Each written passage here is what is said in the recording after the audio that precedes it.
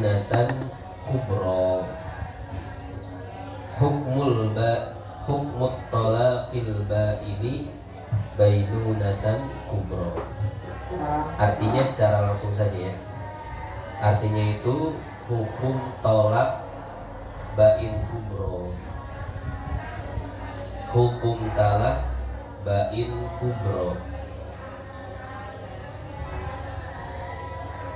Hukmut talaqil ba'ini bainunatan kubro. Hukum talak bain kubro.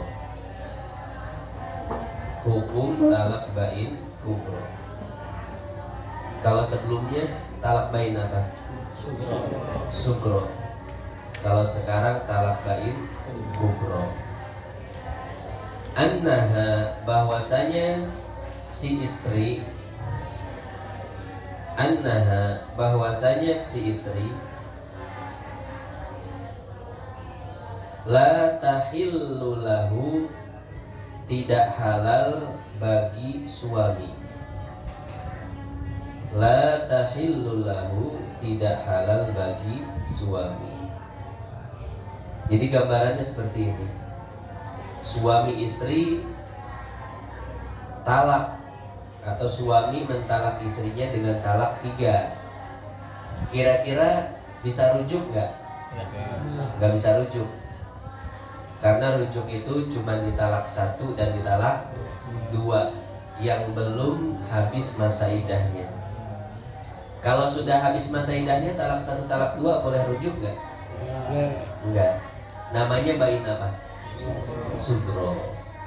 Nah, yang ketiga ini bukan talak raj'i dan bukan talak bain sugro, tapi ini talak bain kubro. Talak bain kubro adalah sang suami mentalak istrinya dengan talak 3. Ini baik iddahnya belum selesai ataupun sudah selesai. Ini namanya bain kubro. Saya ulang lagi biar lebih paham.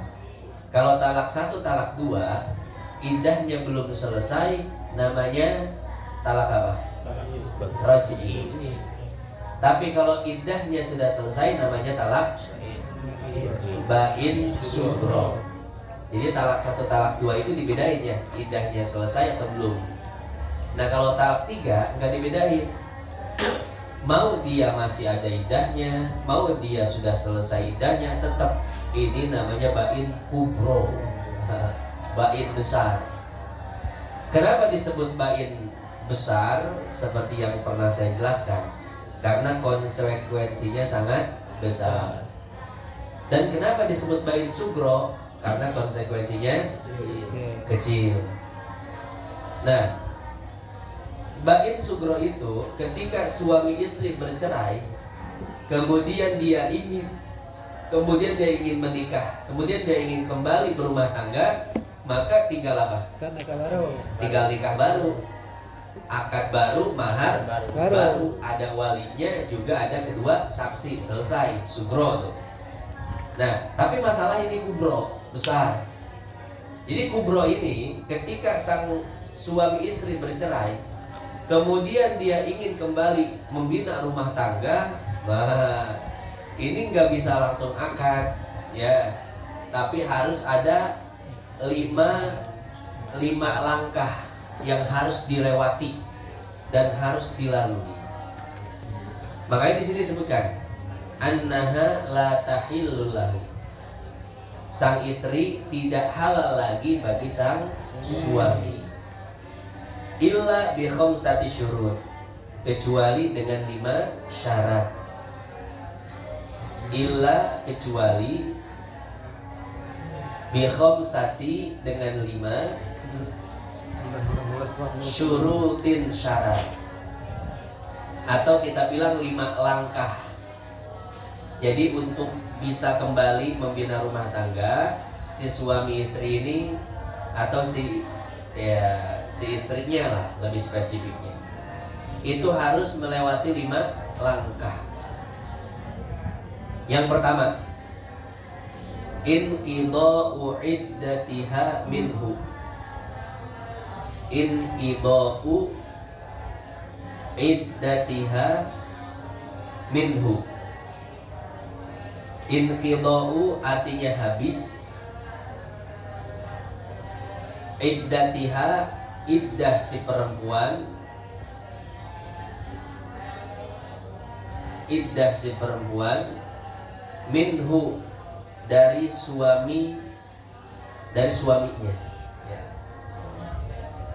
Jadi iddah si perempuan harus habis terlebih dahulu. Kan ketika ditalak 3 oleh suaminya, pasti si perempuan ada iddahnya ya. Ditalaklah si perempuan dengan talak 3, maka iddahnya ini harus selesai dulu. Masih ingat gak iddah terbagi jadi berapa? Dua jenis. Ada iddah karena perceraian dan ada iddah karena kematian, meninggal. Bersih. Setengah bersih. Setengah.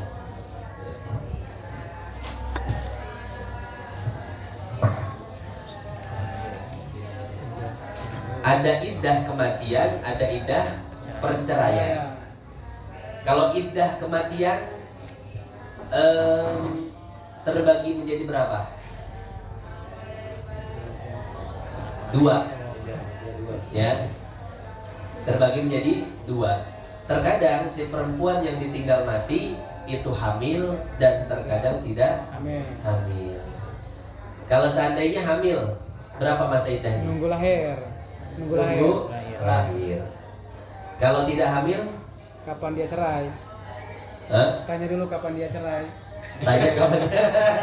Kan mati. Tanya ke kuburan. Semangat deh.